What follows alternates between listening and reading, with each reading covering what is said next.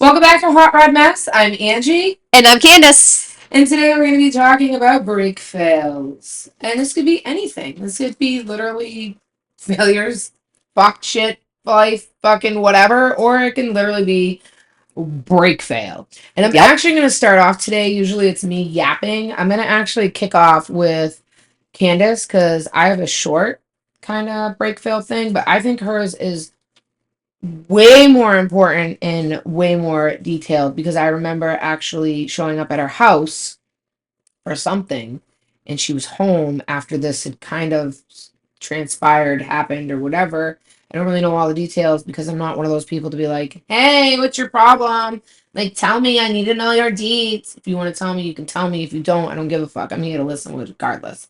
Open book. So, Candace, take it away. She's Oh my like, God. this bitch. I have so much pressure. Head. Ah! All right, I'm taking the headset out because now I know my mic works, so I can. And I got to do my last minute. Oh wait, my camera's not recording. Oh, damn it. Good thing I checked. All right, now we're recording. And we're a go. And she looks stunning in this outfit, by the way. Oh, thank you. We just had a whole yap session about that. Oh, good lord. And maybe if I felt like I look good. Yeah, but you do. You look great. I know I look good. I just don't feel good. That's the Not problem. even like it's just so weird. My skin is so blech when I'm sick that it actually looks better.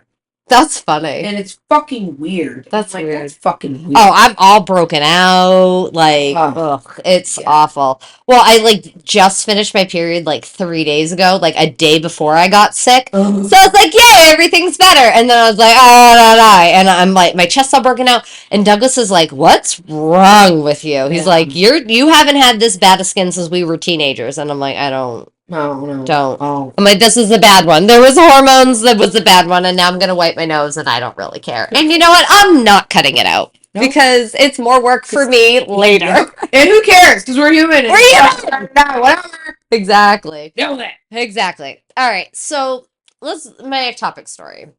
I gotta pull it together. So January, I get rear-ended in front of my house. Yeah, I remember this one. Not a great time. No. Not a great time. Terrible. Dude didn't ask me if I was okay. I am now in legal shit with him, whatever. Basically bought a new car, got screwed with that whole deal. So like I'm very bitter about my car accident. And it hurt. Like Were you pregnant at the time? Yes, but I didn't know it yet.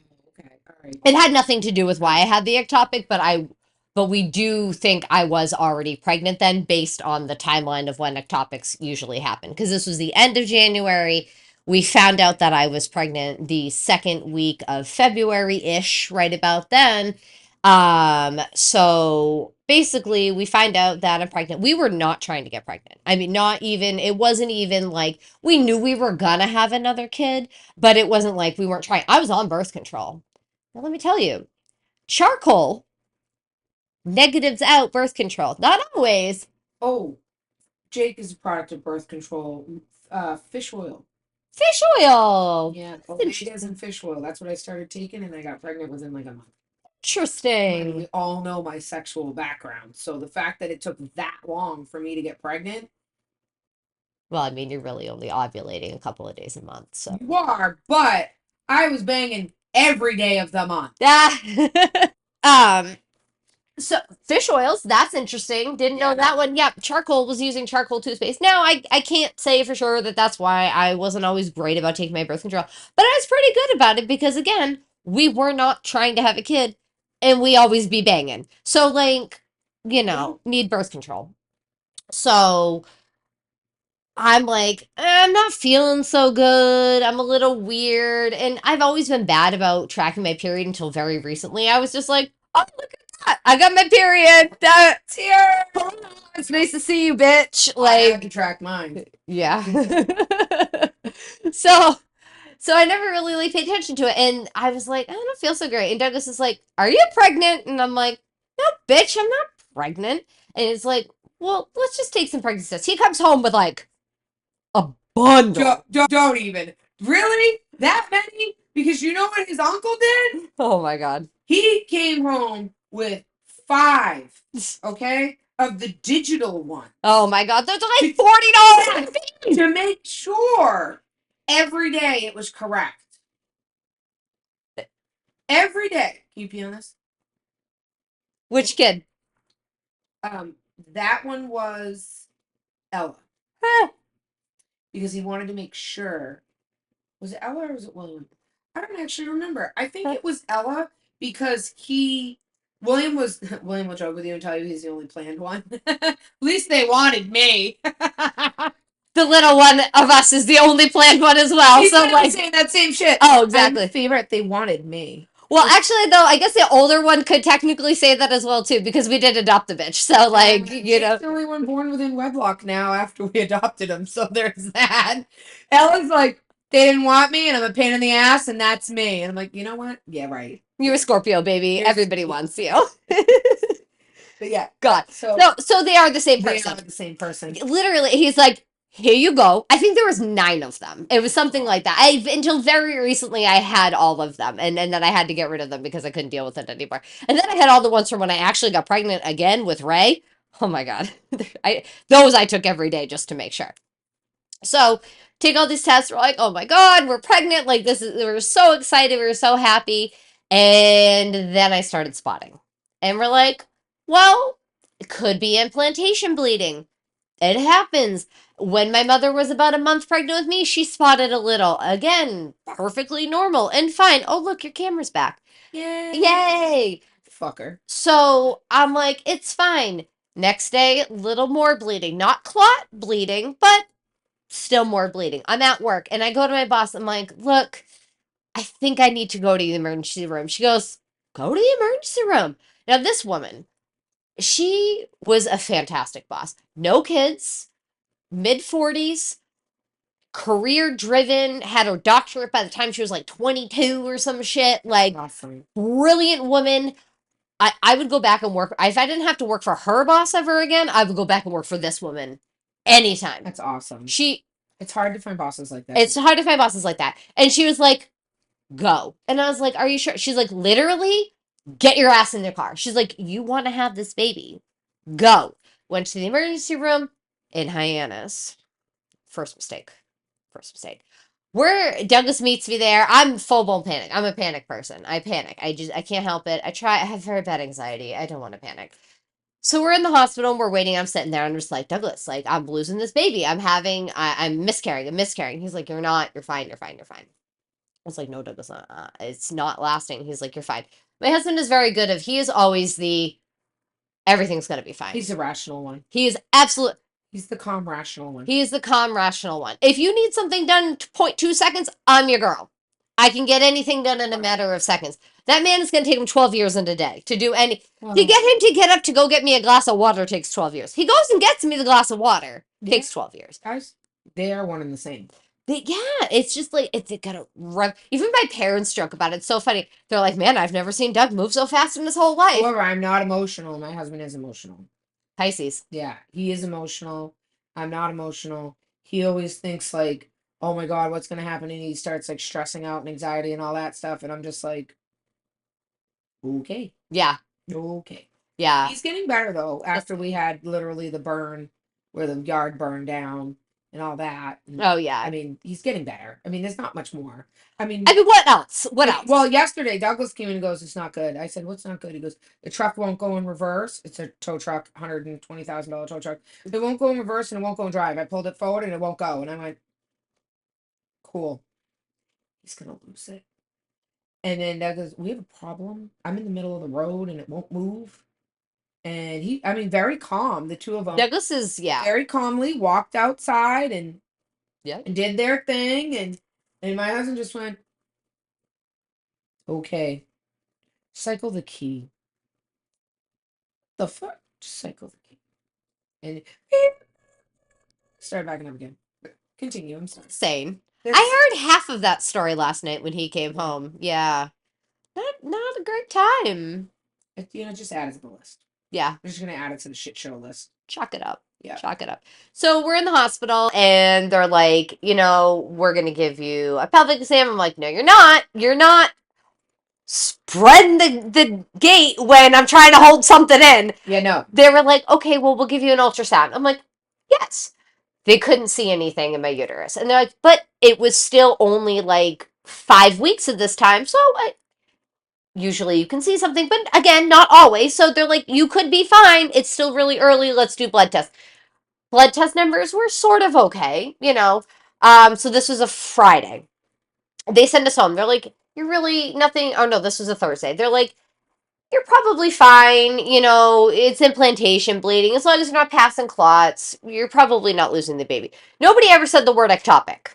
You know, they're like, are you in pain? I wasn't having any pain. But I have a very high pain tolerance. That's the problem. An extremely high pain tolerance. I broke my foot, literally snapped a tendon, broke bone in my foot, walked around on it for 2 weeks. Yeah. Like, I can deal with some fucking pain. I had a C-section, was up cooking dinner 2 days later. Like, Yeah. I don't. It's who you are. You either got it or you don't. You either got it or you don't. So when they're like, are you in pain? I'm like, no, this is not in pain. And so we go home, go see not my regular doctor, but a doctor in my OB practice.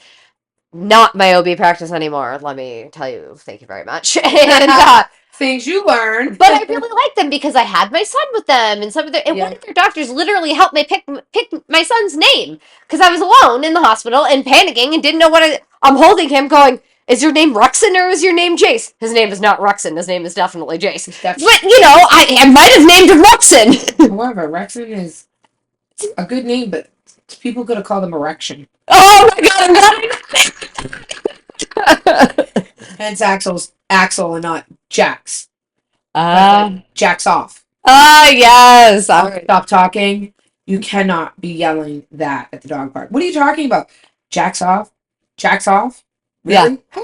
No! Name's Axel! Yeah, exactly. Although he would be a good Jax. Such a cute little Jax. He'd be such a cute little He's Jax. Dante, though. I mean, he is fucking Dante. I was just touching up my makeup. He came out of nowhere. He's like, I'm baby. What's happening? Rubbing his lamb. I'm like, oh, he's nuzzling at me. I'm like, he goes by 3 names. Asshole, Axel, baby. Yep. He's one of those 3. Yeah, those are his 3 different personalities. And for those of you that don't know, we're talking about my dogs. Yes. We're not talking about our kids. Even though some of my kids, I do call them asshole. I mean, literally, yes. Or bitch. I did just refer to my eldest daughter as that bitch, so, you know. Right. Or when I'm with my daughter last night, I texted her, I'm like, dishes, asshole. Then she didn't come. The phone call, I put it on speaker as I'm cooking. I'm on my way. We do not live in a 10,000 square foot house. It doesn't take that long. It doesn't take that long to get down here. Nope. I should at least hear you moving out of your room. Okay. Douglas is yelling for Jace at the bottom of the stairs. I have a tiny ass house. Yelling at the bottom of the stairs for this boy. I didn't hear you. Homie. People in China heard your father. Please, the neighbors are coming over to help. Literally. Literally. I'm surprised the neighbor's not knocking on the door going, all right, I'll put the dishes away. Like, literally. Right. Literally. We go to the OB. I let her do a pelvic because she's like, look, this is what I do. I'll be gentle. I understand. And I'm like, fine, you can do a pelvic, which I already hate a pelvic anyway. Yeah, so, like, men don't understand. No. They don't understand. We have to turn our head and cough while they hold our balls. Oh, yeah? I hold your ball sack all the time. I regularly hold your ball sack. Nobody's fucking sticking a scope in you and spreading your fucking C's and shoving shit. So, I let her do it, and she's like, well, you might be having an ectopic, but I don't want to say that yet. But I don't think so. She, like, very assuredly was like, you're fine. This is just implantation bleeding. And I believed her. I'm like, you're a doctor. You're the doctor. You literally, vaginas is what you do. I just have one. Like, you know what you're doing. So I'm like, okay, doctor such and such. So she sends us on our way. Now I'm like going about my life. I'm going to work, doing whatever.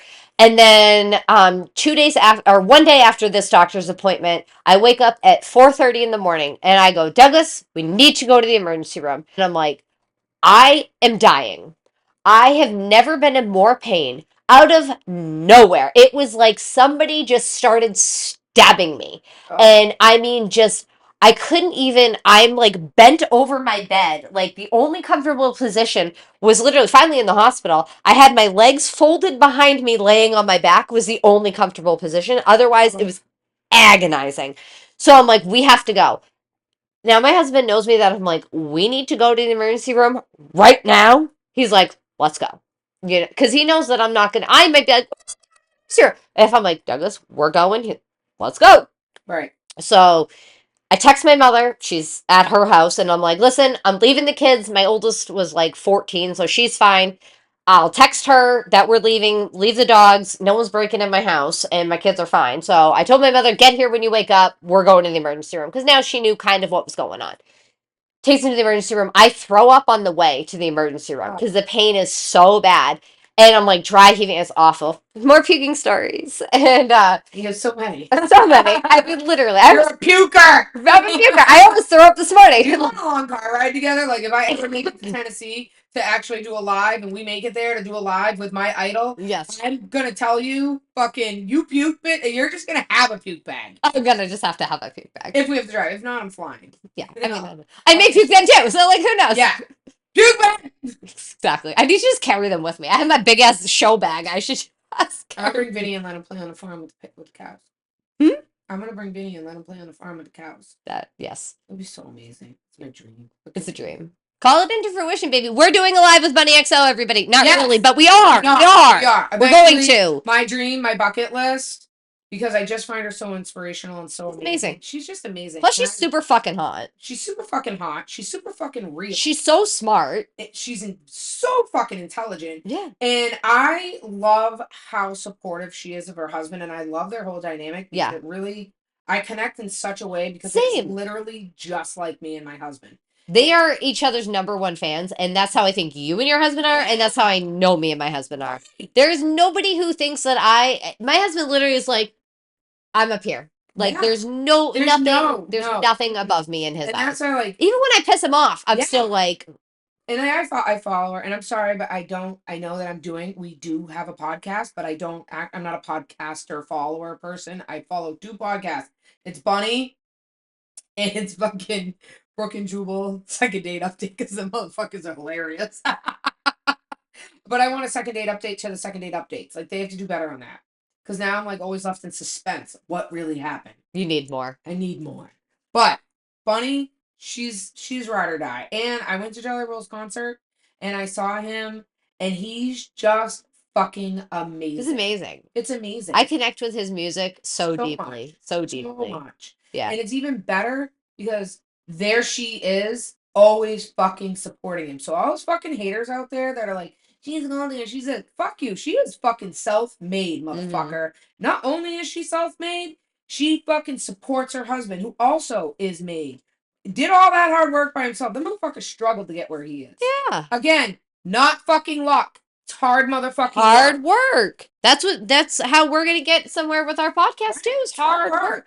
The amount of hours that I put into editing and like, you know, all of our shit that we do And for to this get thing. your ass out there, like, so we do lives every Thursday, and we missed our live last week, and I was gonna go by myself, but then I was like, you know what? Yeah, this is my yang to my yang. We complete each other when we're on our lives. So to not go on, it sucked, and people were like, why are you not on? Why not? Like that's why. Yeah. Just being the yang. But to build your platform, to build your stuff, it's a lot. It's work. In the meantime, We're doing this shit for free. We're doing it for free right now. And on top of that, we have families, we have kids. I'm helping my husband run his business. I take care of somebody 24 hours a day, like, you know. We all have our shit. Yeah. So like she's my idol. And I like honestly, I don't really idolize many women. I don't really fucking give a fuck about much women. I don't want to say it like that.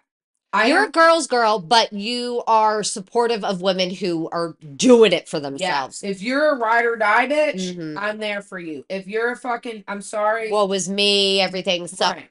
If you're a poor me bitch, no. Not it. Fix it. Fix it. Fix your shit because you are who you are. And there's nothing in this life you can't turn around. No. And people like Bunny and Jelly Roll are their prime example. Yeah. Absolutely. Oh my god, my mic still sounds good. Awesome. I'm so happy. My other ride or die is Kid Rock. Like he's my get out of free ticket. If he ever walked up to me and said, "Hey, you want to go fuck?" I'd be like, "Yes." You're on my bucket list too, buddy.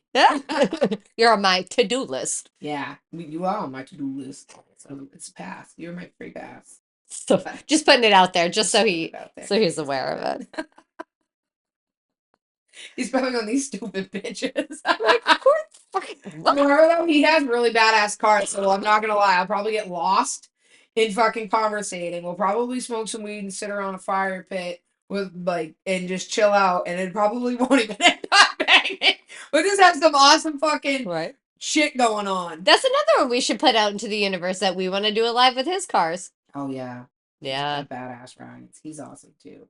And he likes guns too. He's our people. He's our people too. He's definitely. I like guns. I like guns too. We like guns. Guns is good. I like guns. I like animals. People who handle their guns safely and have a license to carry. Yeah, their if you're fucking done with your gun, don't. No, if you don't have gun safety, no, not it. No. So back to your topic. I'm sorry. We're ridiculous. We are ridiculous humans. Brought my girl. I'm sorry. Brought her out.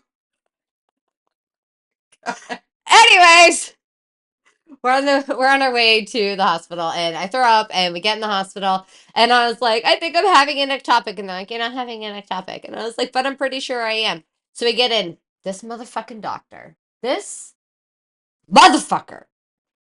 I stepped on my cord, so now I need to hear myself really quick. Do I still sound okay? Yes, I sound okay. This motherfucker with his white curly hair. It's the only description. He's an old man. It's the only description I will give him. God awful man. He's like, well, Are you back at Cape Cod? No, Falmouth now. Okay. Because I had my son at Falmouth, and I trusted them. And even though they no longer had a maternity ward there, I felt safer going there than going to Hyannis, because I figured if there's really a problem, okay, fine, I'll suck it up and I'll go to Hyannis if I have to get an obstetrics doctor. But they could also get me an obstetrics doctor here. Hello.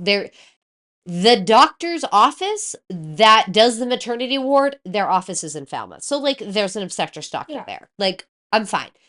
So he's like, well, maybe it's a kidney stone. And I was like, I mean, I hope it's a kidney stone. You know what I mean? At this point, I'm like, kidney stone's better than anything. I didn't want to lose the baby because I was like, oh my God, like Douglas and I are having a baby. Like this. It's the worst feeling in the world, being pregnant, because you're like instantly responsible for a little thing that you don't even know that's growing inside of you, that you're like, oh my God. And it's horrible because every cramp is like, oh my God, I'm the baby. Yep. And that's how I felt with my third, because my second was a twin and I lost one. Yep. And then they were like, oh, well, if the sac doesn't go away on its own, then we have to take both. I've already heard its heartbeat. Yeah. I say it because I didn't know what it was. I didn't know it was going to be a girl. We didn't find out. I mean, someday she can be an it, I'm sure. So he was like, well, maybe it's kidney stone. So they took me to do an ultrasound, and they again didn't really see anything. And so they did some blood tests, whatever, and then my kids now are up and they're ready for school. So I call my kids and I'm like, look, this is what's going on. You know, we're not really quite sure, but I'm going to be here for a little while, but I'm okay. I love you guys. Like, you know, because they're worked up, like mom's in the hospital, like, what? You know, every day I'm there. I get them on the bus. Like, you know, I make their lunch, like whatever. Where's mom? You know, she's. Oh, I get it. Yeah. Jacob, I had to go to the hospital one day, and because I had carbon monoxide poisoning at the shop. Oh no, I did not. That was my blood clots. Don't buy a boat and drink ridiculously for 8 weeks straight and eat like shit if you are strictly a healthy person, because you end up with blood clots. But I did exactly what I wanted to do. That's why I yeah. She's like, what in the fuck is wrong with you? That's another wild story we'll talk about. However, Jacob, I get it, because Jacob called me, and he's calling me and I'm not answering my phone, but his friend text messaged him while he was in school, I'm sorry to hear about your mom. Oh my God, why do you... He didn't even know I was in the hospital, and for that kid, oh my God. I'm his one and only. Yeah. I am his ride or die. Yeah. Like, oh, my mom. He doesn't care about anybody else in the world. Yeah. But his mom. I mean, he does care about other people. I'm sorry, he does. He's actually a very passionate and caring person. But anything happens to his mom, you even talk shit to his mom, he'll be like, no, stop talking. No. It's not a thing. No. That boy loves his mama. That's good. to you. So I get it. It's tough.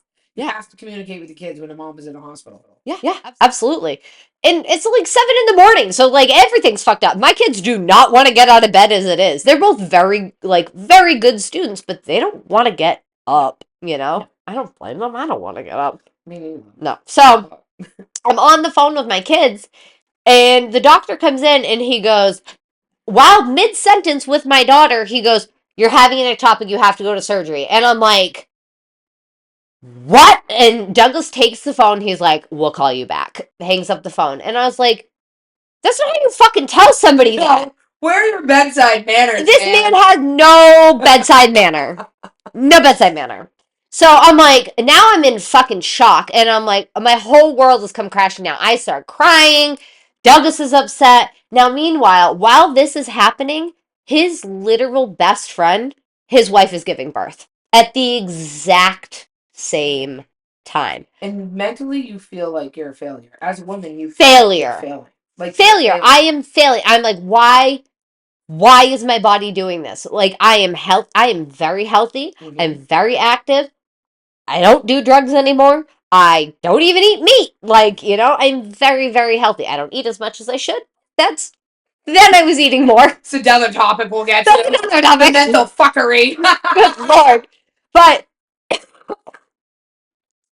so fuck it. I'm like, I'm literally crumbling. And this is like just before, what year is this? Oh no, this is already post COVID. So they already didn't even want to let Douglas be in the hospital. So we lied to them, told them that Douglas was my husband.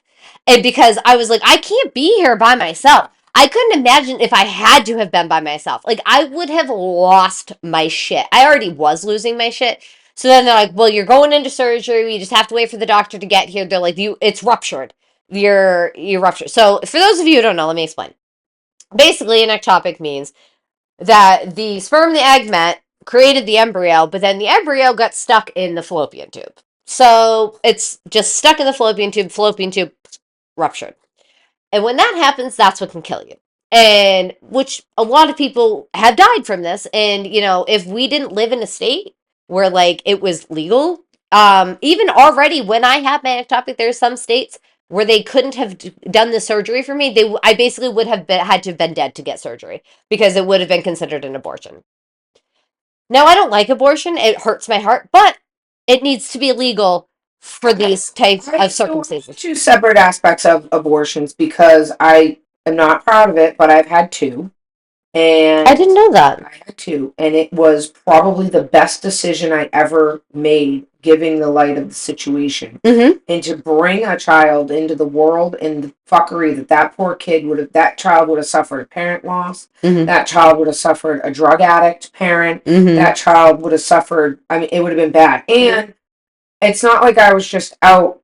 I mean, I was just out having sex, but it was actually in a relationship. Mm-hmm. But you weren't using it as a form of birth control. I was not. That's when it becomes a problem for me. Control. I got pregnant. I was using condoms. I did everything to prevent it. Birth control hates you? Hates me. Apparently. Hates me.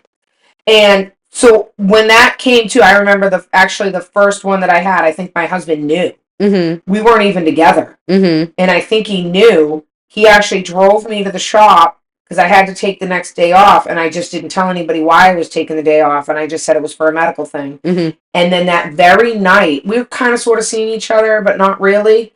That next night, I went home to my house by myself, all alone, Mm-hmm. sobbing, like very upset. It was very emotional, very heartful. Jacob was already born at this point? Yes. Okay. And he brought flowers to my house and just sat with me all night. He slept at my house that night. It was the first time he actually slept at my house. And he just held me all night long into the morning. And I don't know, I don't actually know if he really knew or just knew to be there for me. Yep. I don't know. But just knew you needed somebody. He just knew that I needed someone. And that was huge. That's huge. For me because I didn't, and he even said, I don't know what your problem is and I don't know what it is.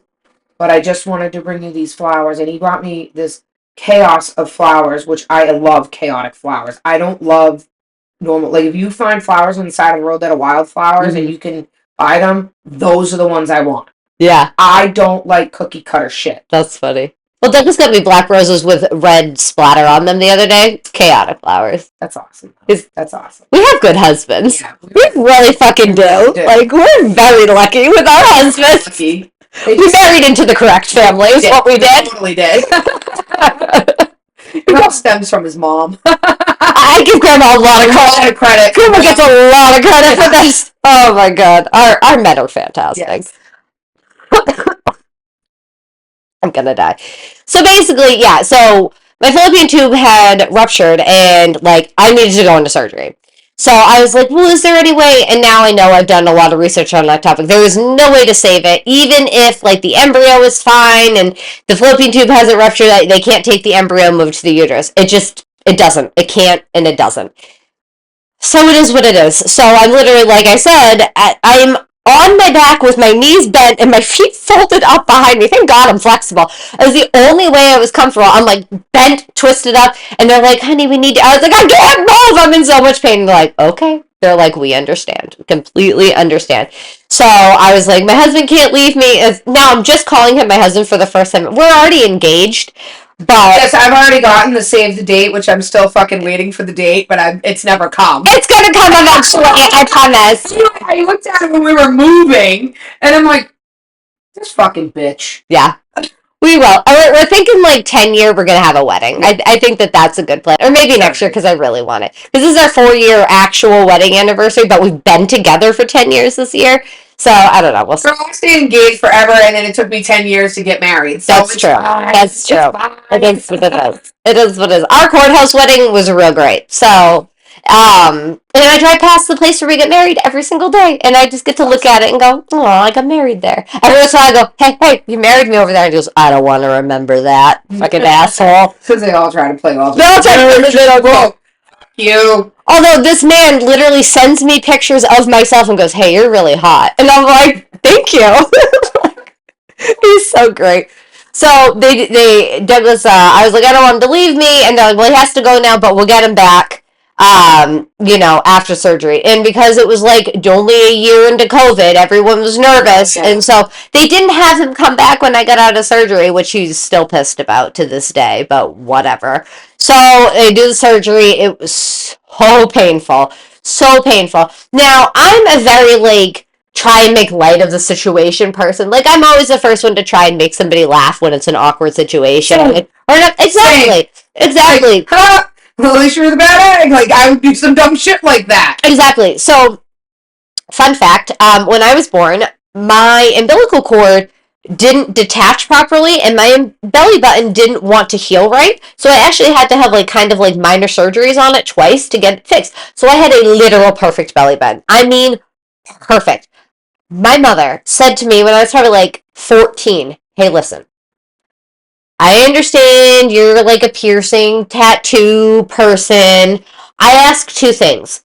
Please don't tattoo your face and don't pierce your belly button. Other than that, I will never complain. And I went, that's fair. That's fair. Although, when our podcast takes off, I'm probably tattooing a star on my face. Because you're tired of doing it. Because and I forgot to put it on today. So funny, we were sitting here, you mentioned it, and I'm looking at you and I'm going, something's not right. You kind of probably see you when you're editing, and she was like, that bitch's fucking facial expressions. I'm like, her star is missing. Yeah. But then I looked and I'm like, no, maybe it's the shadow. But then I'm like, look. Yes, I got to put my star on today. This is why I need to tattoo it on my face. Sorry, Mom, I'm going to tattoo it on my face. I think she'll love the star. The star, and actually she even is like, oh, it's really cute. Yeah. You know? She's changing as she's getting older. I may convince that bitch to tattoo herself one day. I feel like I'm getting closer. This year, when we start making money, I'm getting my tattoo that goes up. I think it's gonna be my first one, guys. Amazingly enough, I do not have any tattoos. It's because I'm too fucking OCD and I'm too fucking picky, and I think every tattoo should have to be meaningful. It's only my opinion, but I think every tattoo should be meaningful. I've watched too many of my friends be like, "Oh, look where I go!" And I'm like, "10," and I'm like, do you see the tattoo I tattooed myself on my leg? Exactly. So I got a fucking blotch and a lop-sided smiley. Although I love my smiley face that I tattooed myself. My best friend has a heart on her back that is so deformed, and we did it in the basement. Hi. Drunk and high. No. That's how the best stories start. 13, 14. Oh my god. Yeah. You never did that shit. That's totally some shit you would do. I'm so meticulous. Yeah, you're about my body. You're a bit of a nutcase. Yeah, but I mean, I do have scars fucking galore all over the place, but I heal well. So. You do. I mean, your neck looks fantastic. Yeah, my vagina neck. Your vagina neck looks fantastic. My fredectomy. Fucker. Good Lord, that's a whole fucking thing. So glad Fred's gone though. Pretty. He was kind of too big. He looked like a burnt testicle on my neck. Oh my god.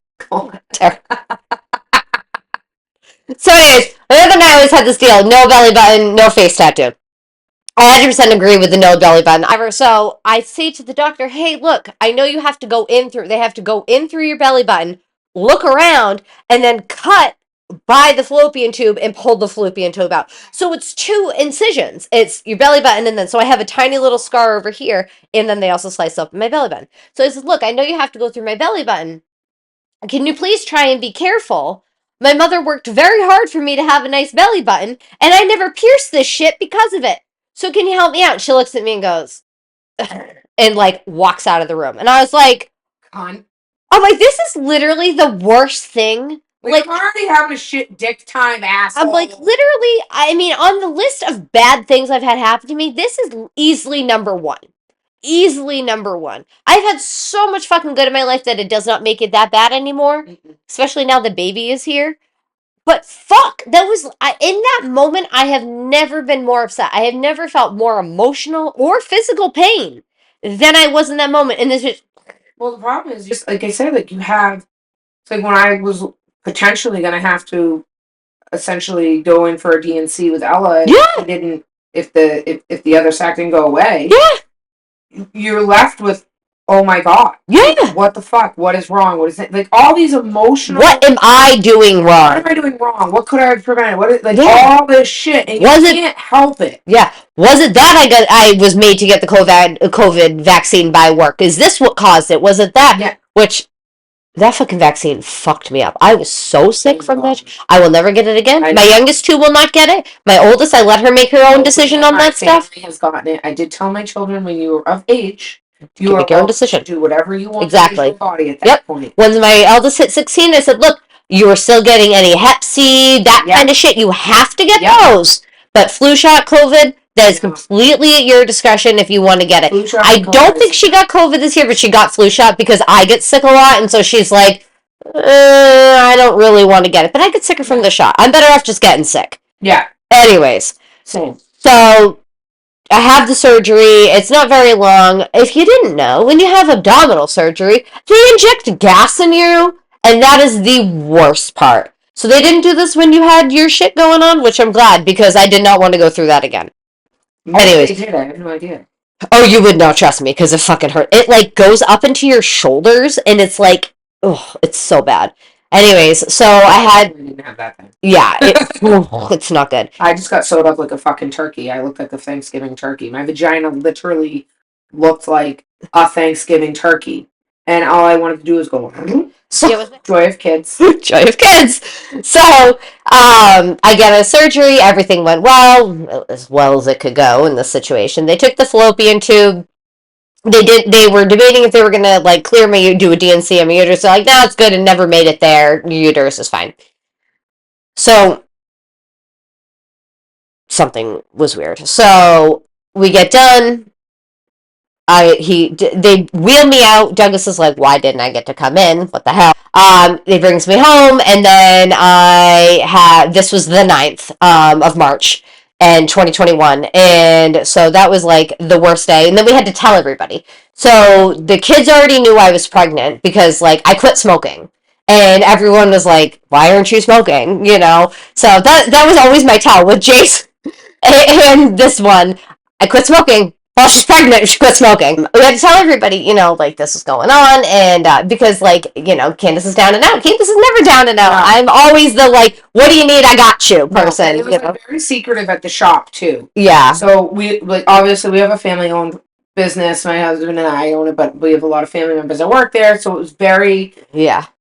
Father-in-law, my brother-in-law, father-in-law, wasn't coming in until later, and blah blah, and it was like abrupt. And then now I actually had to pull him off, and because I did, he never mentioned you, so I said to him, "Is everything okay with Douglas? Is he sickly? Like, what's happening? You're being very fucking weird." Mm-hmm. And he said, "Well, it's not my story to tell, but there is something going on, but they're okay, and they're gonna be okay. They're gonna be okay," is what he said. Yep.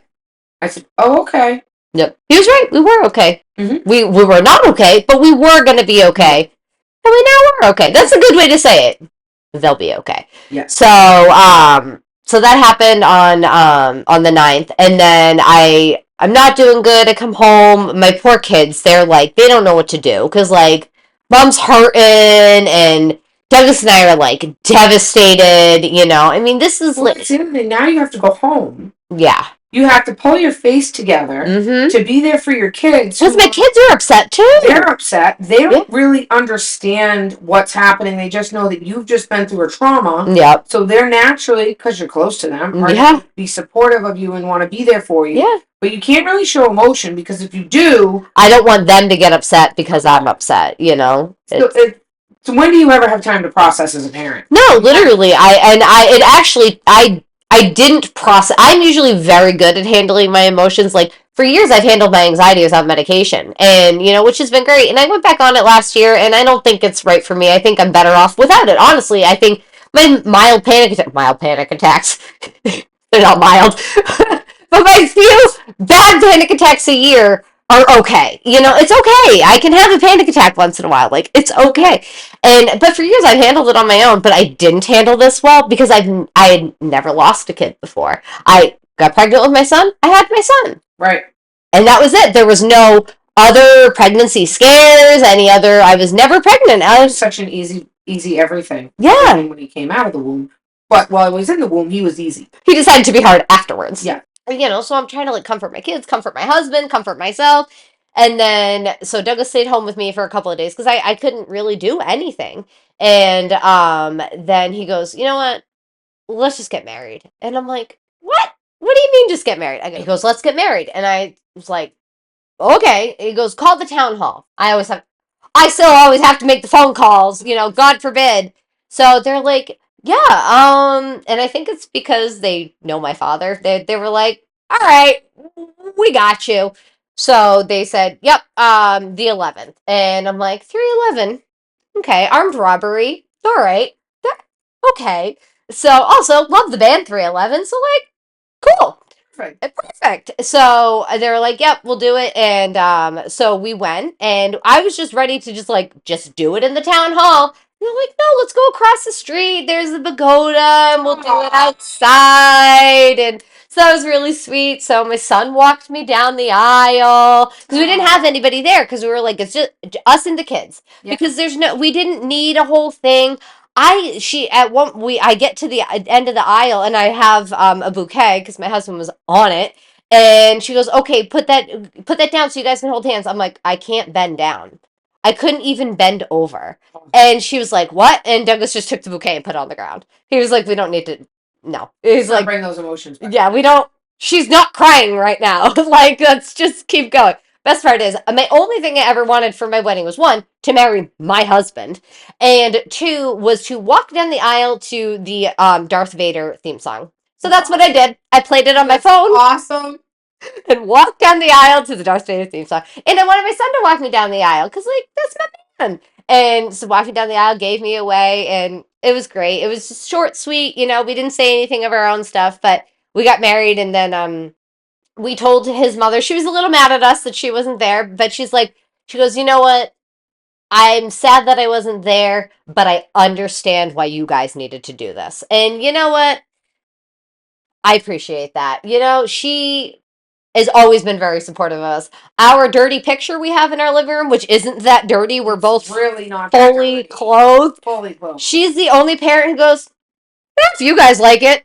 You know, all the others were like, I wouldn't have that in my living room. Right? Don't worry, guys. There's 2 more coming. They're coming. Now that the backdrop is up. Right? Yeah, we didn't even talk about our beautiful backdrop. We need to call attention to how beautiful it is. It's so fucking love- sexy. My I don't think bad. I've ever loved anything blue as much as I love this. I don't think I've ever loved anything blue, period, besides you. You know what I mean? You know what I mean? My beautiful, amazing it. husband, last night, I said to him, I said, so, wallpaper? And he was like, and I'm like, wallpaper? Wallpaper? And he goes, first of all, we don't have any tint paddles or vinyl paddles. We don't have any of this. We're like, you should have told me this at the shop. What I wanted to say to him was, it was in the family calendar with big hearts around it. But I left it alone because the poor man has had a shit dick week. But it's been a rough week. It's been a rough week. So I was like, wallpaper? Wallpaper? So my son calls me last night to give me tea on some stuff because I love him. He's, him and Abu Dhabi. So he calls me last night and he goes, wait a minute. Are you putting wallpaper right now? Are you putting it up right now, the backdrop up right now? And I'm like, yep, I am. Well, I'm really not. Padre is. But I'm emotionally supporting. I'm pulling the paper to make it sticker-ish. And he goes, and then you're going to do a podcast, you're going to record tomorrow? I'm like, yes. He goes, and you're going to have time to put the studio back. I'm like, I pulled it forward and enough to pull it back. We got this. I actually, when I came down here, I was like, stuff is not in disarray. Oh, because I have that stupid photographic memory, and I'm the one who touched it. And then also text me at 11:30 for a picture. This picture? Where is it? Because it was actually higher. And I said, babe, I don't think it's supposed to be that high. It's lower. And he goes, no, I think it's that high. I'm like, no, it's lower. No, I don't. No, it's lower. And he said, do you have a photo? So then I'm like going through our TikToks and I'm trying to pause it and trying to get the only one I have with this up was the one with my sister. Yep. So I'm like, you can kind of see it's in line with the thing. Well, and we were standing too, so that took the proportions out of it. So we figured, and I'm like, you know what? I just got to message Candice. Hopefully she's up. You were so lucky. I was literally sat down on my bed and my phone went off. And like 10 minutes later, I would have been dead. Well, not only that, normally when you're dead off and you're like, peace out, I'm done, it says silence. Mm-hmm. And I'm like, yeah. I'm not going to get supported. I do silence my phone a lot. Because otherwise, well, I don't hear at all, but I feel the vibration. And then I'm like, ignore it. And then I'm like, but I can't ignore it. What if it's something? So that I put it on Do Not Disturb. So the only people who can call me, my husband, my kids, my client, and my mother. Only 4 people who really need to get in touch with me. Because other than that, you can wait till the morning. You can wait till the morning. So, everyone was like, oh, well, we wish you were there, but like, whatever. And then sort of we were like, well, we told some people, because I couldn't keep reliving it. And I was on the phone with your sister-in-law, my aunt, and she was asking me all these like medical questions because that's who she is. She's like very medical. Very medical. Yeah. She's like, well, did you know this? And I'm like, no. I can't talk anymore. And I had to hand the phone back to Douglas because I started crying. And now I too am like a very like I like medical shit. Like I've worked in healthcare for years. Like but when it came to myself, I couldn't deal with it. It's a loss. It's literally a loss that you always have. It's a literal loss. Literally avoided loss. Yeah. And people are like, well, but you didn't even know. No. But I did know. You become pregnant and you know that you're pregnant. There's just this thing that overcomes your body. And you know. It's like I said it. I think I said it in our first episode. Mothers become parents when they get pregnant. Literally, the second you were pregnant. The second I was pregnant with my middle child. I know it's weird. I didn't give birth to my oldest one. The second I was pregnant with my middle child, everything changed. But everything changed. And I remember telling my mother that I was pregnant. And I was very freshly clean when I got pregnant with my son. She's like, are you sure? This is before, well, she knew I was pregnant. I didn't know she knew I was pregnant. She's like, are you sure you're going to stay clean? You sure you're going to stay clean? I'm like, yeah, bitch, I'm pregnant. I am going to stay clean. Everything has changed. It's not me anymore. No. It's me and this other person. I don't know him yet. I was very convinced that he was a girl for the longest time, which is really funny. Well, I think I've told you about my weird dreams. Yeah, you knew. One of my kids. You knew. Because I'm very hippy dippy people. But I've been in touch with like every single one. And when I was losing Ella's little twin. When she ate her twin. When she ate her twin. I mean, we joke about it now, but at the time, that was not a joke. When I was there, I thought I had to take a shit. Mm-hmm. And the pressure was so bad. My mother actually looked at me and said, you're having a miscarriage. I think you need to go to the hospital. I said, no, I'm not having a miscarriage. There's no way I'm having a miscarriage. And sure as shit, I get to the hospital. I am blood type because of Jacob's father. I always have to get the Rogaine shot. Yeah. Because I'm a negative and he was a positive, blah, blah, blah. Yep. But now I'm forever have to get that. Well, it wasn't my time yet to get it, and they only give it to you if you have a problem. Mm-hmm. So I get to the doctor's in Falmouth. That's where my OB was. And he says, the nurse comes in, flips me over, and just, like, man, could you warn a bitch before you just stab me in my ass with that fucking needle? She flips me over, drops my drawers, and just... Oh my God. And but no warning, really, just no warning. She was like, "Move," and I'm like, "What the fuck?" As she's doing it, she goes, "This is the Rogaine shot. I have to give it to you. I believe you may be miscarrying, and this will stop it. Your body's rejecting your baby." What? Hello, thank you. Could we have told me this to begin with? Maybe this information before. And I'm not ever a neurotic person with any situation. I was like, all right, cool, great, it's awesome. Mm-hmm. And I wasn't even that neurotic. William my husband was at work. Mm-hmm. And for him, this was his first biological child. And he's older, he's 16 years older than me. So he thought, I was in my 20s and he's in his 30s. So he's like, oh my God, I was never going to have kids. And now I have this beautiful woman and I have this beautiful baby coming and blah, blah, blah, blah, blah. And he was so ecstatic. Yeah. And now I'm there at the doctor's, and I do everything. I do everything by myself, which is my book that eventually I'm going to finish. And when I do finish it, it's called Married But Single. Because everything I do, even though I'm married, I do everything solo. And it's not because he's not there, because he is there. He comes in and then he has to leave and then he's this, or he has to call and he's going to go here. It's the nature of the beast.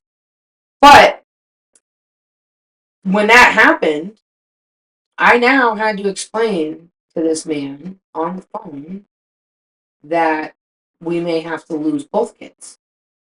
But like we may have to lose the other baby because we already lost one. And now I'm like, well, maybe it's my fault. Maybe I shouldn't have eaten the spicy food. Maybe I shouldn't have done this. I crave spicy food with her. And, but does she like spicy food? She does. Interesting. It is interesting. But the weird part is as a woman, you totally feel like you're the failure.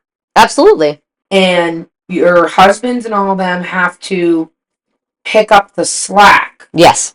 And give you the reassurance that you're not. And now I have to go through all these emotions and I have to do all this shit. And then people are asking you all these questions. So everybody wants to know. Yeah, and awkwardly enough, at the time when that happened, my sister-in-law and she kind of hated me. And that's a whole different story, but I totally respect the fact that she didn't like me. She didn't like me because her whole dad figure family were her brothers. Mm-hmm. Her home, safe zone home was our house. And now she had to move out and be an adult. I was the one who forced her out. Mm. I didn't intentionally. Because we got along and I love her. She's like a sister to me. Everybody's like, are you guys twins? Because we actually sickly look very much so. You guys look a lot alike. Very much so alike. And she never congratulated me when I got pregnant. She never, nothing. She was straight up pissed. And she, out of everybody who was a dickhead to me about it, she's the only one that ever got a pass. Mm-hmm. Because I respect and understand where she was coming from. And she redeemed herself. She's the best god auntie ever. Seriously. To my children. Like, she's ride or die to them. She's pretty awesome. Especially to my daughter. Her and my daughter are best friends. And that, you couldn't ask for anything better. No. And she didn't know. Mm-hmm. And now, I didn't explain it to her. Years later, I said, oh, yeah, when she had her issues with pregnancy, I said, well, I can actually relate to losing a baby because it sucks and this is, blah, blah, blah. She goes, oh my God, I had no idea that you were going through that. But I wouldn't have expressed anything like that. I just wanted to shut up and move on. Yeah. Because it was too much. Now I'm very like, I can talk about it. I'm totally fine with it. I mean, yeah, it still sucks. And every once in a while I'm like, what if we did have a kid? We did have a kid 2 years earlier, What would life be like? Would it be different, But I'm like... What if I had 2 Ellas? Oh my God. Could you imagine? Oh my God. Terrible. Yeah, but then we might not have small guy. I know. And my son needs his husband. He does. He literally broke him out of a funk the other day, and I greatly appreciate your son for that. Aww. Yeah. Oh yeah. I was like, fix your husband. He's like, I'm on it. I got this. It's like, and I feel like there's like a stigma about it too. Like, like, oh, you couldn't hold a pregnancy? Like, what's wrong with you? Like, yeah. But it happened to me twice that year. So I had the first one that I had surgery, and then they're like, okay, in 3 months you can try. 3-4 months, they're like, all right, try again. But when you only have one fallopian tube, you only ovulate every other month. So we had to figure out, yeah. So you ovulate from one side or the other side, and some women, because medical mystery, some women will only ever ovulate from one side, and some women only ever ovulate from the other, but whatever. So we had to figure out when I was actually ovulating. And so we figured it out. Those stupid ovulation fucking... Oh, those stupid fucking things. I had so many of those fucking things. So I got pregnant again. And I was so excited. I'm like, oh my God, it only took us 2 tries. Like, we did it. Yeah. We were so happy. We were so excited. We were so great. And then they're like, okay, well, because you had the ectopic, we want you to go get your blood drawn. I got pregnant again in August that year. And so I was like, yeah, we're pregnant. And they're like, all right, we need to do blood tests every day to make sure your hormones are rising. Because if your hormones aren't rising, you're probably having another ectopic. And if you've had one, chances are you probably have you can have another one. It definitely increases your chances. And they're like, even though it's a different fallopian tube, it doesn't matter. If there's a problem with one, you could have a problem with the other one. So I'm like, fuck. So sure enough, my hormones aren't going up. So first day they doubled. So we're like, great. Next day, they didn't double. The next day, they dropped. And they're like, it's not a viable pregnancy. And it's not. So they're like, it could either be a chemical pregnancy or an ectopic pregnancy. Do you know what a chemical pregnancy is? No. Basically, your body convinces itself that it's pregnant, and it's not. You have the hormones that are going. So not only do you have to deal with your own emotions, you have to deal with this natural fucking psychopathic bullshit. I wonder why we have multiple personalities, guys. I'm just saying. Just saying. Seriously. So it's essentially, it's like the hormones create a fictitious pregnancy. And if you take a pregnancy test at like some point, I can't remember exactly when it is. I used to know all the stuff because I was fucking neurotic about this. I heard about this. It will actually give you a false positive. Yes, you can get false positive. So that's another form of a chemical pregnancy. But yeah, essentially, so they're like, you either are having a chemical pregnancy where your body's like, yeah, you're pregnant, but you're really not, or you're having another ectopic. So I had to go get the shot called methyltricexlate or something like that. It's a big word. Which is actually a cancer drug that works as... right? But it also works as an abortion aid. So it's outlawed in a lot of southern states, which is fucked up. Again, ectopics kill people. If you're having an ectopic, it needs to come out. It's not an abortion. It's not a viable pregnancy. Correct. It's never going to go anywhere. It's not going to get a heart rate. Literally. It doesn't even have a... It is a sack of cells. It is a sack of cells.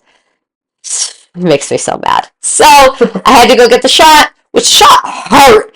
And then you can't be in the sun for 2 weeks.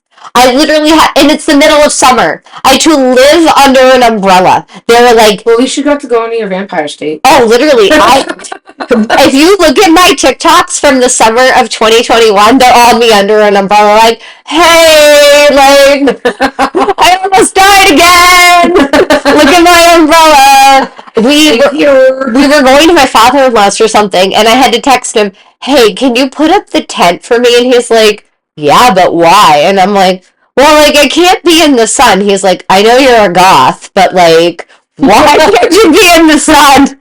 So I explained it to him, and he was like, oh, I'm so sorry. And I'm like, it's okay, just put up a tent. But luckily, we have a very supportive family, and everyone was like giving me hugs. We do. Mostly everybody in our family is just extremely supportive. Yeah. They want to know exactly what's going on So they can help. Exactly. It's really not to be like, oh, let me shit on you. Yeah. Or like, oh. You get in the car later and be like, did you hear? Yeah. Oh my God. Yeah. No, it's not. No. Nope, it's purely from the point of, I love you, what can I do to help you? Like, you know, which, again, we married into the right family. We did, 100%. Absolutely. We're so fucking... And the men in this family totally ride or die for all the women. Oh my God, hardcore. Even if you fucking think you're a douchebag, they're still ride or die for the women. I could call any three of my brother-in-laws right now and be like, well, except for one who doesn't drive. Idiot. Even though I tried to help you learn how to drive, you fool. He's cute. That motherfucker turned, he took a left and went into the wrong lane. Turned into the left. A car's coming. I'm like, homie, get into our lane, get into the right lane. Run it. And I'm like, God. He's blonde. He's blonde. He's blonde. Anyways, so the two brothers who can't drive, I could call those fuckers right now and be like, come get me. They'd be like, all right. Either way. Yeah. Yeah. They were both over a half an hour away. They would be here as fast as they could to help. Listen, I've called my brother-in-law a few times, and I've been like, hey, there's some shit that's going to go down. Mm-hmm. Don't ask any questions. Just roll with it when it happens. Your brother's in a mood. Mm-hmm. All right, cool. Yeah. You know when we get there. Cool. Well, that one especially. I walked into the shop one day, and there was a blood massacre that happened. A rat had gotten into the shop, into my office, and had eaten a battery. But the battery acid apparently, like, melted this rat, or I don't even know, but there was just blood everywhere. I opened my office door, and I was like, no, this is gross. And I can tolerate a lot. Like, I actually have a very strong stomach. That's crazy. And he came in, I just shut the door and walked away. He came in and was like, cool, that's what we're doing today. Do you need me to get this? I do need you to get that. I'm not going in there. It's not happening. And then I couldn't get the safe open. And I was like, hey, can you just break into the safe for me? I just need you. And everybody else was like, I'm not being part of that. And I'm like, can you help me? Yeah. Yep, awesome. Yep, done. What do you need? Let me get my tools. Yep. Oh, yeah.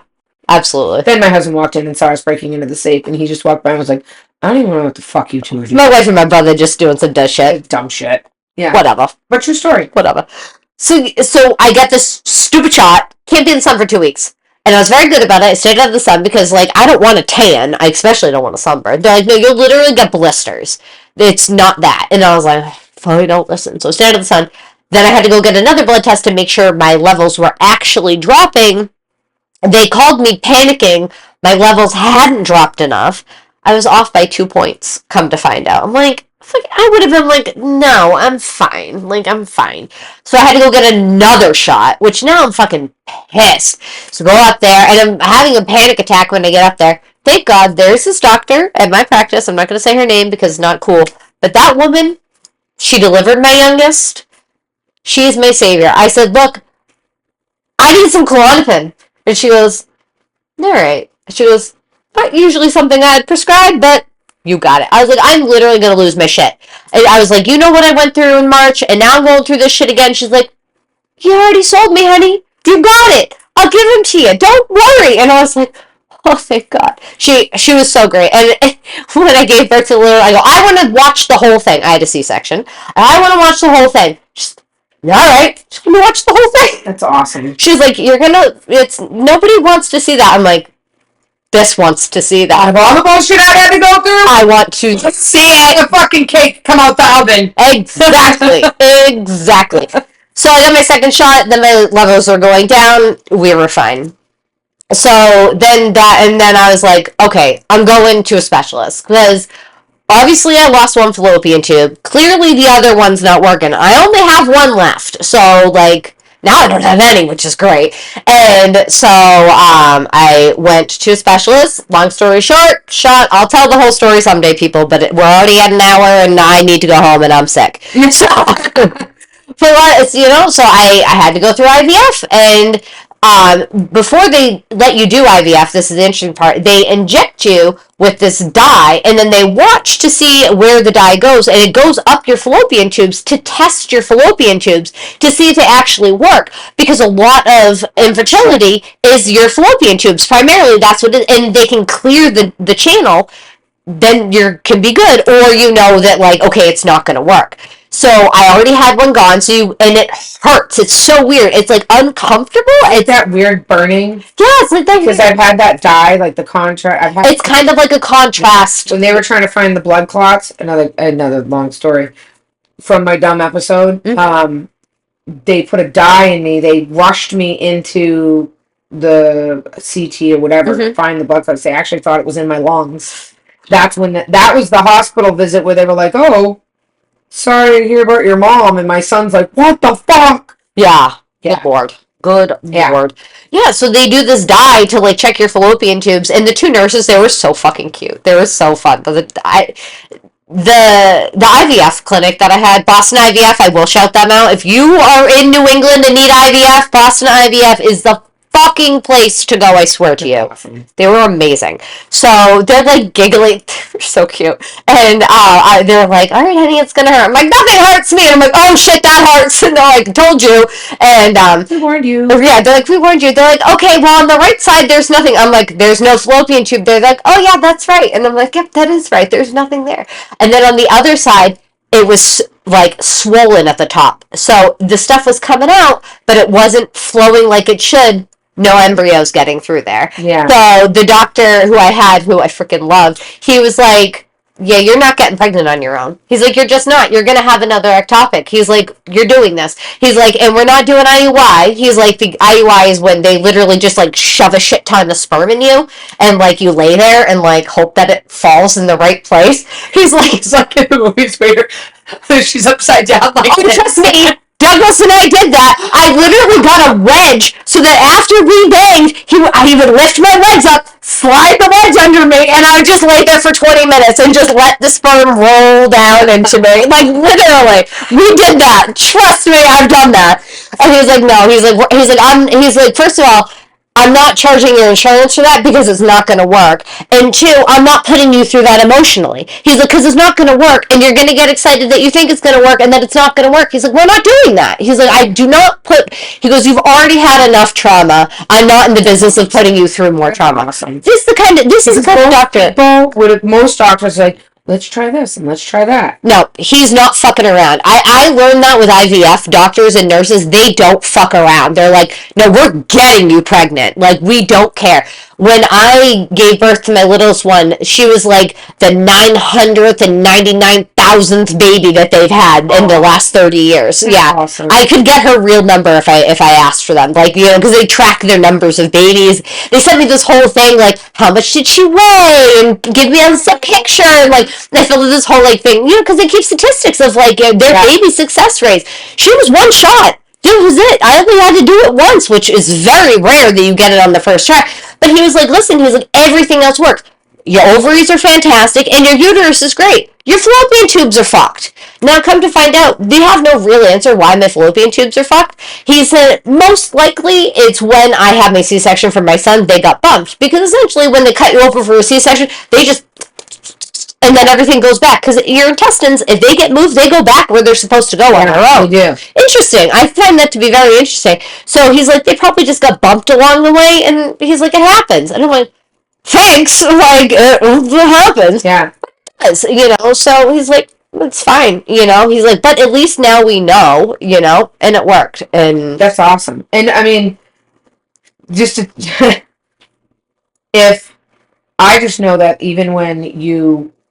like when you give birth naturally, everything shifts down and it's freaky because after you give birth, because I had really rapid fire like births, like it was Jake was 55 minutes, the next one was 26, the last one was 10. That was it. I was done. And I only got mad with the last one, and it only took 10 minutes because she had me fucking bent over in the doggy position, and I'm like, I can't. I remember giggling and my husband goes, what is wrong? I'm like, I can't fucking do this. This is so wrong. Flip me over. And then there he is. But you actually feel your insides shrinking back to where they're supposed to be. Because I also did it all natural and I had no drug. So you can feel all of the. Interesting. It's really freaky and weird, and they come in and they press on your stomach and everything to make sure that. Yeah, they do that. They do that too with a C-section. And then one nurse came in and did this little shuffle, and I'm like, "What are you doing?" She goes, "Just making sure it's shifting in the right spot." And I'm like, "The fuck? This is weird." It's weird. It's weird. Giving birth is fun. When they didn't know what we know now about birth, like, that must have scared people when you gave birth. Like, that must have been terrifying, giving birth. Terrifying. Like, I can't even, like, when our mothers were pregnant with us, I asked my mother for an ultrasound picture of me. She goes, I don't have that. I don't know. I was like 30 when I asked that. I'm like, I'm 30 years old. Yeah, she goes, no, it's not. It wasn't a thing. Unless you were like a bad pregnancy or something was going on. You didn't get one. You didn't. They didn't check shit. They just listened literally with their stethoscope and listened to your belly. Yeah. Oh yeah. Well, they listen 3D imagery of all my kids. I only have 3D imagery of little one. Mm-hmm. Small dad. It's the only one I have 3Ds of. And he literally looks squished in my stomach exactly the way he was squished when he came out. That's so funny. It's kind of creepy and weird, but yeah, true. When the little one, when we saw hers, I was like, oh my god, she's Jace. She's literally my middle child. And she is. I mean, she looks so much like him. It's crazy. The middle looks like the oldest, and the youngest looks like the middle. Yeah. They really do. Like, they all just kind of like, they just blend together. Yeah. They just blend. It's crazy. It really is crazy. And it's even more crazy the fact that, like, I just remember going to your house that day, and you were like, barely could move off your couch. Yeah. And I was like, what the fuck is wrong with you? And you were like, I don't know if you were like, what is this bitch talking about? Yeah. Like, and then Douglas was like, well, we've kind of had some issues. And I'm like, oh, fuck, dude. Like, I'm so sorry. Yeah. You're like, again, asshole. Yeah. And it's crazy, though. It is crazy the amount of emotional bullshit you go through.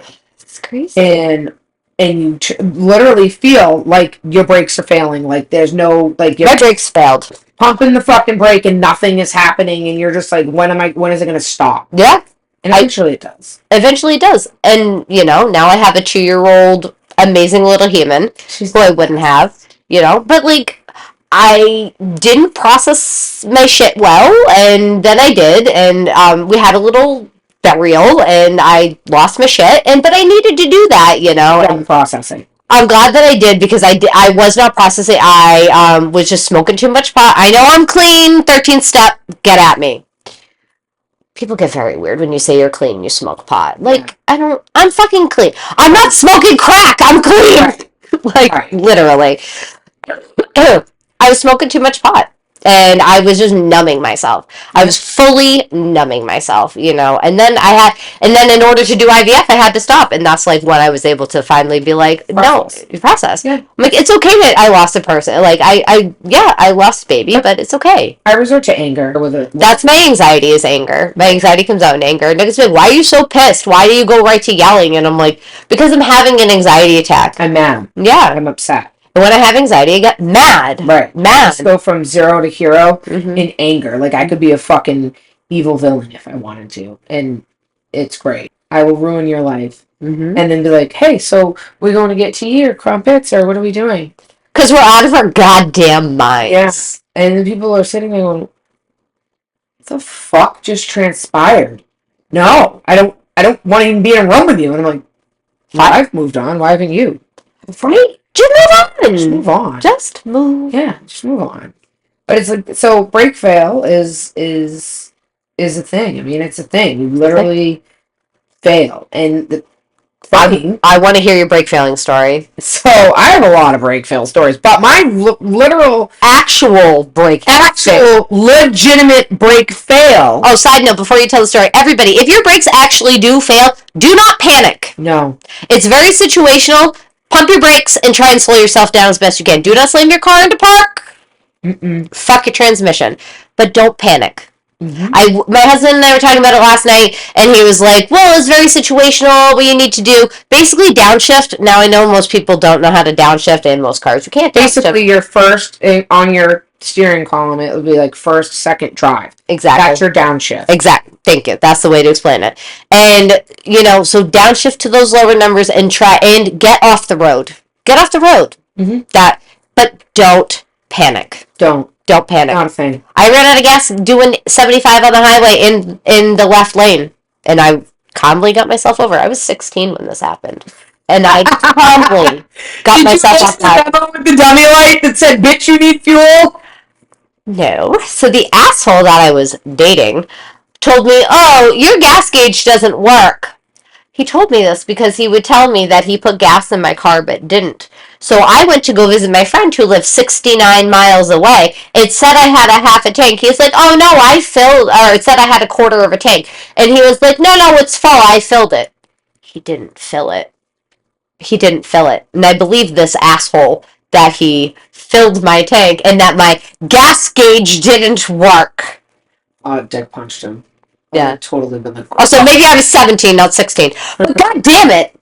Still, it doesn't matter. I have a fear of running out of fuel. I never spoke to him. Because my husband says to me all the time, now that we're at like a different spot in our life, he'll say, because I remember like going to collect cans. Yep. And everything, and then we'd go and cash them in, me and Jacob, and then that's when we got our one donut a week from Dunkin' Donuts. I got my coffee from Dunkin' Donuts, and that's when I went and filled up my car and put in whatever was left over. I could buy a pack of butts, maybe, if I had enough money. I can't imagine you smoking. Oh, I loved it. I smoked Newports. Me too. Loved them. I would totally smoke again. I actually genuinely loved smoking, but I love my skin and myself a little bit more. I'm sorry, I'm a little self-absorbed. So I won't go back to it because you would smoke again. Oh yeah, I would never smoke cigarettes again. I hate cigarettes again. I loved the calm that it gave me after the inhale. But I actually love the calm that I feel after I work out. So I couldn't actually work out if I smoked. No. So all the positives that I have actually just keep me away from it. And now I hate the smell of it because I'm a smell Nazi. I don't think I'm going to say the word Nazi, but I'm a smell guru. And I have a fucking nose like a bloodhound. And I hate things that smell awkward. And cigarette smoke is ratchet. It's the worst smell. It's ratchet. But I do smoke cigars. And I love cigars with bourbon. And that's very you. That's very you. I love it. I love bacon bourbon. I love peanut butter bourbon.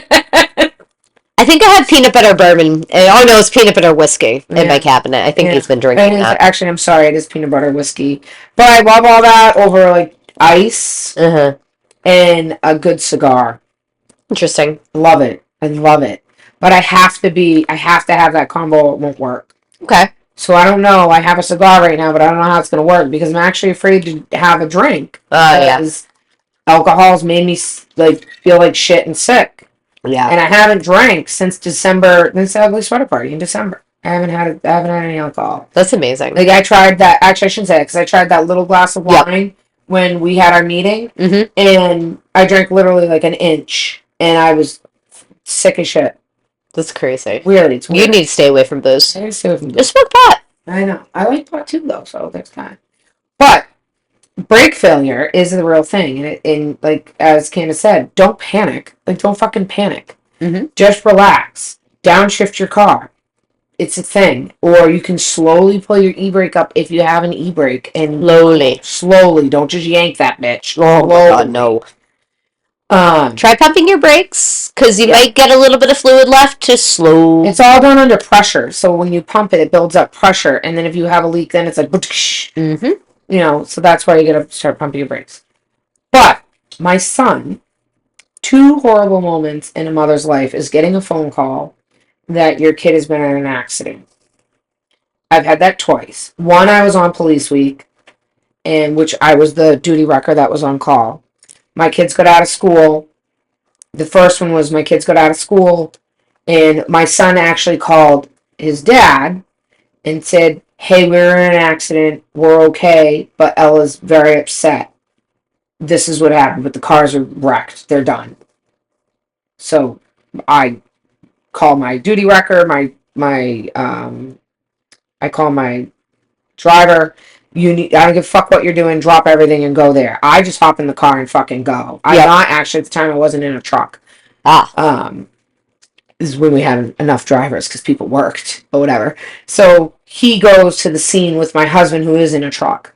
We show up in the scene. There's fire. There's ambulances. There's this one. There's that one. I fucking drove that Escalade, went off roading in some fucking shit. I fucking whip that thing up, throw it, and fucking get out and go over. My daughter she's very neurotic when she's upset, and I'm a realist. Like, stay calm. So I'm very like, stop. Stop. And she suffered a concussion from that. Luckily, all my children were fine and everything. Harrison blew through the light, blew through the intersection, and T-boned them, spun them, and almost rolled the car over. But the airbag deployed and smacked her in the head when it deployed on her side, and she actually ended up with a mild concussion from it, which is where we got the lips that she drew. That's on my wall. So anyway, so she, that was my first, like, I never want that phone call. I'm always nervous that I'm going to show up to a police scene and it's going to be one of the kids or it's going to be something, and you're never wrapped right to deal with the trauma of your child. No. I don't give a fuck who you are never okayed enough to deal with a phone call of a trauma of something happening to your kid. No, I can deal with it with any other person. Any other person. My husband or my kids? Not happening. Not happening. Now, fast forward, he's driving. My son is now driving. This is later that same, I think it was like in that year or the very beginning of the next school year. Him and my daughter are driving home. They go down the hill. Couple days before, my son is very into cars. He's very much so in tune with everything. He always, even though it was an 03 Jeep Grand Cherokee, he keeps track of everything. Do you want to pause and check that? Okay. That's fine. He keeps track of everything, which is fine. So then he decides to not say anything about his brake line. So he has, to his dad, he has one of the guys in the shop look at it. And the guys in the shop, they're very old school. So they're old school. There's no way around it. No. So when you ask them a question, their answer is, you'd be the first to fucking find out. Please don't ever give that answer to my child. So he asked one of them in the shop, hey, do you think I should be concerned about this brake line? It looks a little rusty. And they said, it's a brake line. And again, true story though, brake lines are all rusty. We live in New England. It is what it is. Everything is rusty. It's what happens. Do you know if a brake line is going to blow? No, you don't know by looking at it. You just know that at some point it may happen. If that, you could tell, like, okay, this one's really, really, really bad and this one's not. So, okay. So we'll give him a little bit of slack on that. But he calls my husband and he says, I've been in an accident. I rear-ended somebody. We're okay. My daughter was okay because the big back was eating fucking Oreos. She had a whole thing of fucking Oreos. Now, she would, nom, nom, nom. Drove to her boyfriend's house. She brought like a loaf of bread and she's just like eating it all. What is wrong with you? What is wrong with you? Okay. I'm like, you just roll into your boyfriend's house with bread? She's like, yeah, he's used to it. Oh, he tells her, you better bring snacks because we don't have any. And she's like, oh, I'm like, where are you moving out? What are you doing? No, I'm just going to such and such's house. And like, no, I need my snacks. I get it. Oh, God. I'm taking your youngest child, and I was like, homie, we're going to stop and get snacks on the way home. He was like, all right. Right. So, true story. We had this conversation yesterday at the shop. Doug was like, I don't know where the fuck your kid puts all that food. He literally ate me out of house and home. And I'm like, yeah, don't ever order sushi for him. Because he will order 5 fucking orders of sushi and eat every single one in one sitting. Like, without a doubt. I mean, I'm right there. Fine that he's eating all of it. Just know he will make you go broke from it. So my husband and them don't call, my son doesn't call me. Mm-hmm. And my husband calls me and goes, I don't want you to freak out what I'm about to tell you. Jacob's been in an accident. Everything's okay. Ella's okay. I'm going to go get the car now in the truck. That's it. I'm going to find out he blew a brake line. That fucking brake line. actually blue. He was coming down the hill. He says he wasn't speeding, but I know my son. He was speeding. I've seen him whip fast down the road. Yeah.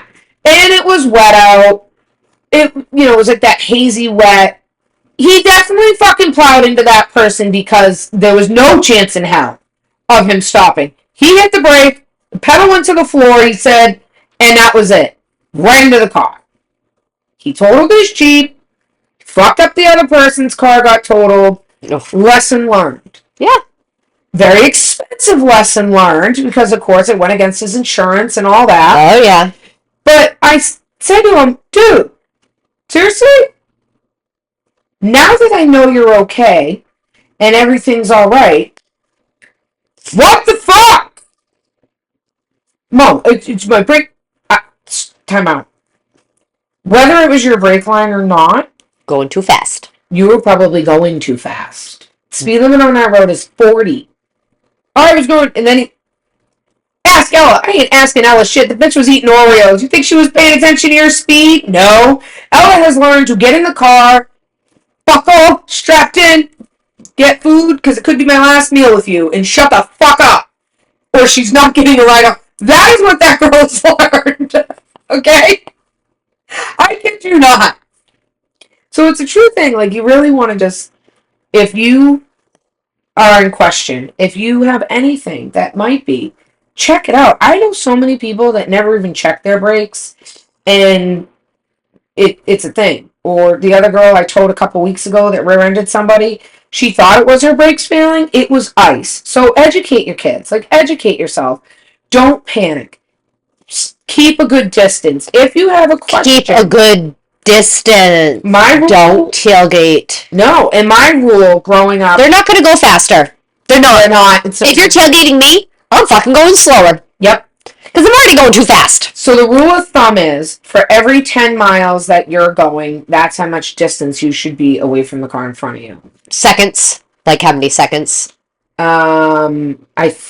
I think it's car lengths. The car lengths. If I remember when we're going back some years. Yeah, but I remember like your driver's ed, it was like something should pass 3 seconds before you pass it or something like that. Something weird like that. But my guy told me a good way is putting up, like, so if you're doing 10 miles an hour, you should be 1 car length behind that person.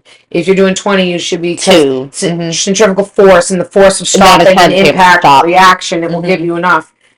Or lessen the blow if you do end up having to hit them. Yep. However, my son does not do that. I know he doesn't.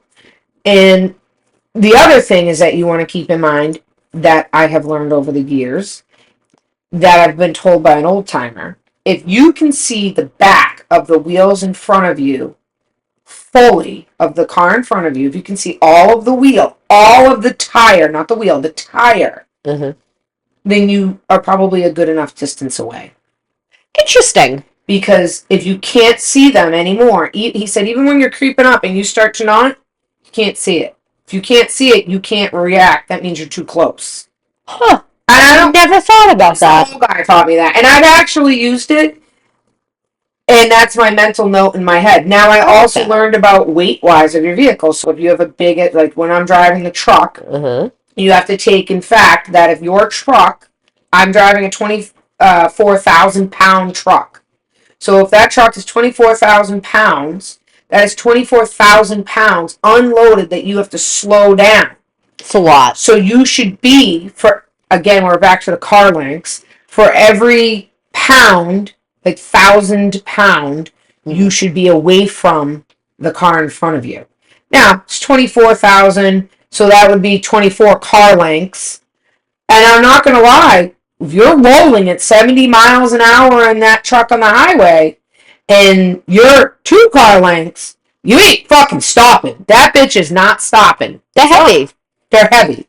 You need to be a little bit further away. So my thing is, I gauge about 10 car lengths. 10 normal sedan car lengths is what I gauge. My kids laugh at me and tell me that I'm a grandma, but I don't ever want to rear end somebody in my truck. Especially not in the tow truck. No, I will fucking probably come through you and kill you. Yeah. However, I will also tell you, don't fucking brake check a truck. Don't fucking brake check a truck. What is wrong with you people? They can't stop. If you are that mad that they're behind you and you feel that they're closer because you're looking in your mirror, which, by the way, it says right there, mirror makes objects look closer than they appear. Hello? Probably, I mean, I've looked through my camera and been like, that's the distance I would have been away when I get phone calls and everything. And they're brake checking the truck. Brake checking the truck.